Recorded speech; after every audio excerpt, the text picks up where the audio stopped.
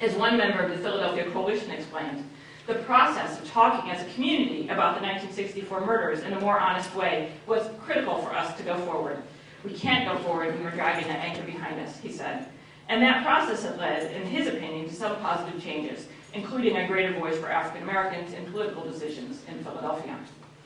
These memory projects challenge Americans of all races to look honestly at their past and to forge a common narrative that acknowledges the nature and extent of racism as a first step in moving beyond it. They provide the opportunity for the United States to develop a more realistic sense of history that can serve as a tool for understanding its present and guiding its future.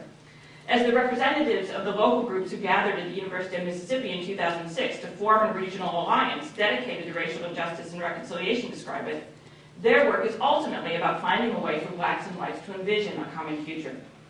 One of the key goals of the Civil Rights Movement was, in the words of Dr. King, to redeem the soul of America. This same goal motivates the Alliance for Truth and Reconciliation in the ATR, which organizers claim offers, quote, the opportunity to reclaim our honor as an American people by seeking together to restore our highest ideals as a democratic nation, unquote. Or as another organizer perhaps put it more simply, those who came together to form the Regional Alliance in 2006 were taking on the responsibility of attending to the unfinished business of the 1960s. Should we think about the memory work of recent years as a continuation of the unfinished business of the 1960s, as perhaps part of a long civil rights movement? It does seem a stretch, I acknowledge, to suggest that such contemporary activism should be considered part of the civil rights movement. Indeed, as one recent critique of the long civil rights movement paradigm in the Journal of African American History compares it to a vampire. The long movement thesis authors Sandhya Kyatta and Clarence Lang argue is not unlike the undead in that it seems to exist outside of time and history, beyond the processes of life and death and change and development, suggesting some kind of continuous chain of insurgency from the 1930s from the 1980s, they charge.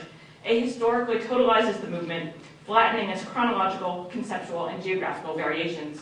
I shudder to think what these scholars might say about an analysis that carries the long civil rights movement idea beyond even the 1980s. Others, in fact, have suggested alternative ways to periodize this memory work.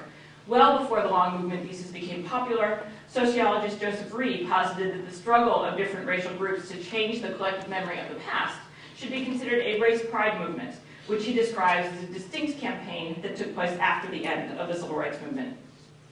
It may well be that the memory movement is best understood as a distinct but related struggle that is separate from the civil rights movement. But I think a good case can be made for conceptualizing this memory work as part of the long civil rights movement as well. Both of the memory projects I've talked about today are related directly to the history of the movement. One seeks to commemorate the movement's accomplishments and martyrs. The other seeks to foster community conversation and reconciliation about the violence that civil rights activists encountered. Recent efforts to commemorate the past or to change the way we view it also share many similarities with the organizing done during the civil rights era. Like the organizing of the civil rights movement, the memory work involves individuals in different local communities taking action towards a common goal to change the world in which they live. And like during the movement, blacks have spearheaded most of these memory campaigns, although they have often had the assistance of white allies, and many of the local groups have been explicitly interracial. Some individuals involved in these memory projects today played active and critical roles in the movement in the 1950s and 60s, including not only people like Rita Schwerner-Bender, but also Lawrence Keough, who was the head of the Mississippi Freedom Democratic Party. And like the civil rights movement, the memory movement can be viewed as a series of local struggles that is loosely bound in a regional alliance. Indeed, those present at the organizational meeting for the ATR, the Alliance for Truth and Reconciliation, compared it to the 1960 meeting at Shaw, where different student sitting groups came together to form the Student Nonviolent Coordinating Committee.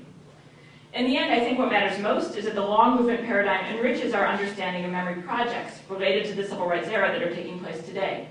This memory work is part of a larger aim to achieve meaningful racial equality and to undo white supremacy and its legacies.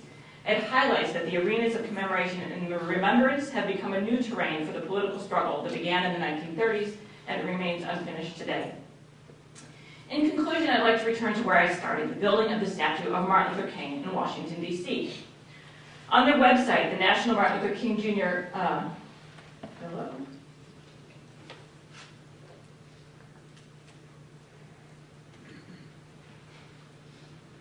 Well, there we go. On their website, the National Martin Luther King Jr. Memorial Foundation unabashedly links their memorial to King's broader civil rights goals. As Martin Luther King's "I Have a Dream" speech plays in the background, a chronology of the memorial's history flashes across the screen, ending with the words, "A dream no more." King's dream, of course, was not to have a 28-foot statue of himself in the National Mall, at least as far as we know. But the fact that such a statue is being built is linked to the dreams he did articulate: for meaningful black citizenship, for recognition of full membership of African Americans in the nation, and for a new national identity predicated on equality. And this monument, like all monuments, aims for permanence. It seeks to forever inscribe the importance of Dr. King and his legacy on the American landscape, and more broadly in American civil religion. As one member of a group of civil rights pioneers who were given a tour of the memorial site in 2008 noted, quote, "This memorial is something that cannot be taken away. This memorial represents hope that we can see, that our children can believe in, and it will be in Washington never to be destroyed," unquote. Building a statue, naming a street, or organizing facilitated discussions about the legacies of civil rights era violence do not necessarily mean that Dr. King's dream has been achieved, that it is a dream no more, but they are an important next step towards achieving his dream. Thank you.